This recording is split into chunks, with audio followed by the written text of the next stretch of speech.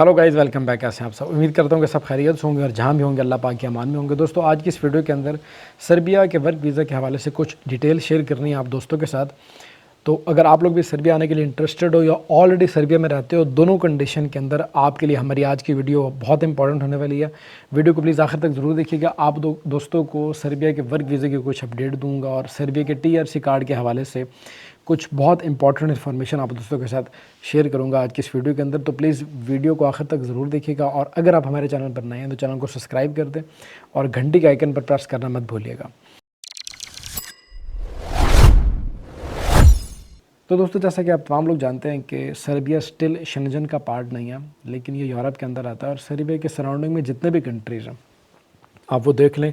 Mostly जो country Serbia के surrounding में हैं, क्रोएशिया है, बल्गारिया है, हंगरी है, तो ये जितने भी कंट्रीज़ हैं इसके सराउंडिंग में ये तमाम जो है शेंजन टेरिटरीज़ के अंदर आते हैं, तमाम शेंजन कंट्रीज़ हैं। लेकिन सर्बिया अभी तक शेंजन कंट्री नहीं है क्योंकि सर्बिया अपने बॉर्डर्स को शेंजन के साथ शेयर करता है। इसके जो बॉर्डर लाइन है वो तमाम कंट्रीज़ शेंजन कंट्रीज़ के साथ टच हो रही हैं। तो इस वजह से सर्बिया का जो वर्क वीज़ा होता है, इवन कि सर्बिया का टूरिस्ट या स्टूडेंट वीज़ा, वो भी बहुत अट्रैक्टिव माना जाता है, स्पेशली इंडिया और पाकिस्तानी सिटीजन्स के लिए। तो अगर आप लोग पाकिस्तान से हो या इंडिया से हो तो आप लोगों ने देखा होगा कि आजकल सर्बिया के वर्क वीज़ाज़ का काफ़ी काम चल रहा है, काफ़ी ज़ोरों शोर से काम चल रहा है और काफ़ी सारे लोग आए भी हैं सर्बिया। काफ़ी सारे लोगों का प्रोसेस अभी चल रहा है और काफ़ी सारे लोग आने के लिए इंटरेस्टेड हैं। तो सर्बिया अभी इस कंडीशन के अंदर काफ़ी हॉट स्पॉट बना हुआ है, स्पेशली हमारे शेंजन कंट्रीज़ के लोगों के लिए। हम मतलब स्पेशली हमारे देसी भाइयों के लिए आजकल के टाइम पे सर्बिया काफ़ी हॉट स्पॉट है। बहुत सारे लोग सर्बिया आने के लिए ख्वाहिशमंद हैं। अब इस चीज़ का फ़ायदा उठा के जो एजेंट माफिया है वो आप लोगों के साथ एक गेम खेल रहा है, जो कि काफ़ी सारे हमारे भाई जो ऑलरेडी सर्बिया आ चुके हैं उनको तो पता चल गया है कि क्या गेम हुई है उनके साथ। लेकिन जो लोग अभी नहीं आए तो उनको अभी इस चीज़ के बारे में इतनी नॉलेज नहीं है कि सर्बिया का जो TRC कार्ड है ये कैसे काम करता है, वर्क वीज़ा क्या होता है और वर्क वीज़ा पे जब हम जाते हैं तो TRC कार्ड कैसे हमें मिलेगा, इसका क्या प्रोसेस होता है। तो इसी काम के लिए वीडियो बनाई है। इंशाल्लाह आप वीडियो देखेंगे आखिर तक तो आपको तमाम चीज़ें पता चल जाएंगी। अच्छा, होता अब क्या है कि आपको एक सिंपल सी स्टोरी बताता हूँ। दुबई से एक एजेंट ने सर्बिया का वर्क वीज़ा लगवा के दिया एक इंडियन क्लाइंट को और उससे कहा कि आप सर्बिया जाओगे काम करने के लिए और वहाँ पे आपको जब आप काम करोगे तो आपको जो वीज़ा दिया ये वीज़ा आगे एक्सटेंड भी होगा, आगे आपको PR मिलेगी, आप अपना बिज़नेस ओपन करना।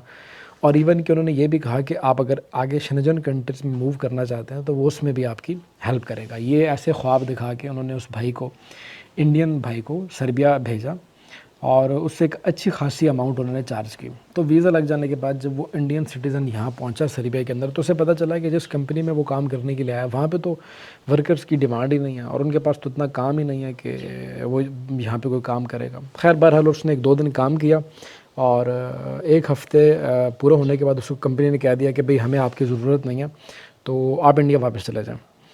तो उसने फिर क्या किया कि उसने ऑफ़ कोर्स फिर वहाँ पे किसी वकील से कांटेक्ट किया और समहाउ उसने फिर हमें अप्रोच किया और उसने फिर हमें अपनी स्टोरी बताई और बताया कि अब मैं क्या कर सकता हूँ। तो फिर हमने उससे गाइड किया कि भाई आप कंपनी चेंज कर सकते हैं, लेकिन उसके लिए आपके पास TRC कार्ड का होना ज़रूरी है।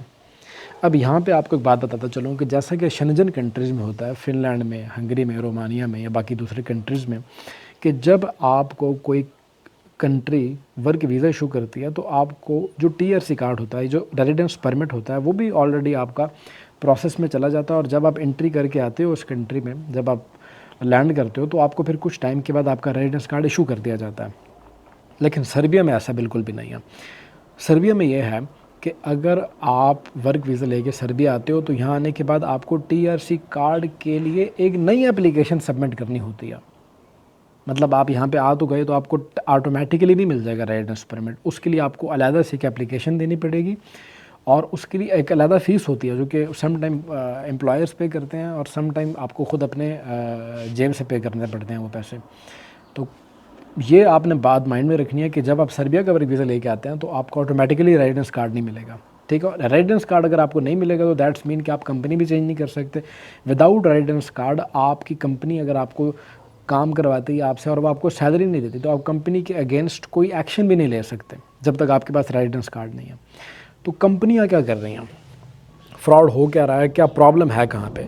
अब हो ये रहा है कि जो एजेंट इंडिया से या पाकिस्तान से या दुबई से गल्फ़ कंट्री से लोगों को यहाँ पे भेज रहे हैं, वो लोगों को ये तो बता रहे हैं कि भाई आपके पास सर्बिया का वीज़ा, वहाँ जाओ, काम करो, आपको आपका वीज़ा आगे एक्सटेंड होगा, लेकिन वो उनको ये नहीं बताते कि आपको रेजिडेंस कार्ड कंपनी नहीं देगी।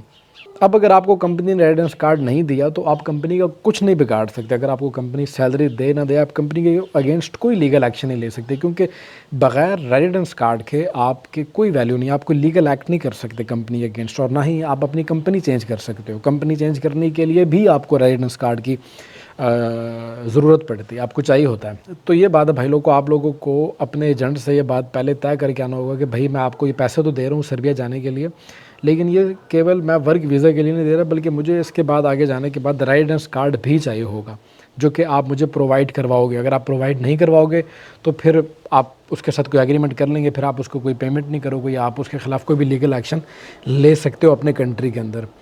तो अब ऐसा एक बंदे के साथ नहीं हुआ भाई। ये भाई जिस भाई ने हमें अप्रोच किया उसने हमें बताया कि भाई जिस कंपनी में मैं आया हूँ तो मुझे ऑलरेडी पता चला है कि यहाँ पे पहले मुझसे पहले भी 6 लोग आगे जा चुके हैं इंडियन। तो कहता है उस कंपनी में ऑलरेडी काम करने वाले जो लोग थे वो भी देसी लोग ही थे, मतलब इंडिया पाकिस्तान से थे, लेकिन उन्होंने मुझे साफ साफ कह दिया कि भाई हमें मज़ीद नए लोगों की ज़रूरत नहीं है। ये तो हो गया पहला प्लान। सेकंड क्या हो रहा है सेकंड नंबर पे कि आपको कंपनियां बुला लेती हैं अपने पास, और उन्होंने कॉन्ट्रैक्ट के अंदर ये लिख रखा होता है कि आपका जो यहाँ पे प्रोहिबिशन पीरियड है वो 3 महीने होगा। यानी कि आपका जो ट्रेनिंग टाइम पीरियड है या आपको जो काम सिखाया जाएगा वो स्टार्ट के 3 महीने से सिखाया जाएगा, और 3 महीने के अंदर अगर आपको काम नहीं आता या आप काम के लिए क्वालिफाई नहीं कर पाते या कंपनी को लगता है कि आप कंपनी के अंदर मज़ीद काम नहीं कर पाओगे अच्छे से, तो वो आपको कंपनी से निकाल भी सकती हैं। और अगर वो आपको कंपनी से निकालेंगी तो आपको सर्बिया की टेरिटरी को लीव करना होगा, फिर आपको अपने कंट्री वापस जाना होगा।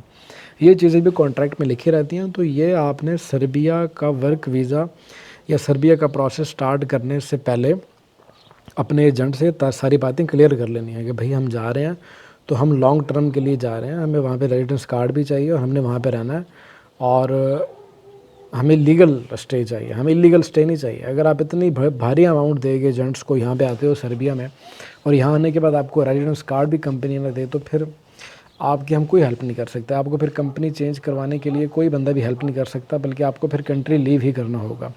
तो ये रिसेंटली चीज़ देखने में सामने आई है। उम्मीद करता हूँ कि मज़ीद फ्यूचर में लोगों के साथ ऐसी प्रॉब्लम्स ना हो, और आप लोगों को अगर कोई सर्विसेज चाहिए सर्बिया के रेजिडेंस कार्ड के हवाले से, या सर्बिया में प्रॉपर्टी परचेज़ करने के हवाले से, या आपके पास सर्बिया के वर्क कॉन्ट्रैक्ट या वर्क परमिट्स हैं जो आपको आपके एजेंट्स ने भेजे हैं और आप वो वेरीफाई करवाना चाहते हो, तो इसके लिए आप इस दी गई ईमेल एड्रेस के ऊपर रब्ता कर सकते हैं और आप हमें अपने डॉक्यूमेंट शेयर कर सकते हैं। ऑफ कोर्स डॉक्यूमेंट वेरिफिकेशन की एक छोटी सी फ़ीस होती है जो कि आपको ऑनलाइन बाद में पे करनी होती है, लेकिन आपको कम से कम वेरिफिकेशन हो जाती है कि आपके डॉक्यूमेंट्स में क्या चीज़ें मेंशन है और क्या डॉक्यूमेंट्स आपके कम हैं या पूरे हैं। तो इसी के साथ ज़ीशान आसिम को दीजिएगा इजाज़त गाइस, मिलते हैं इसी तरह की अगली वीडियो में, तब तक के लिए टेक केयर, अल्लाह हाफिज़।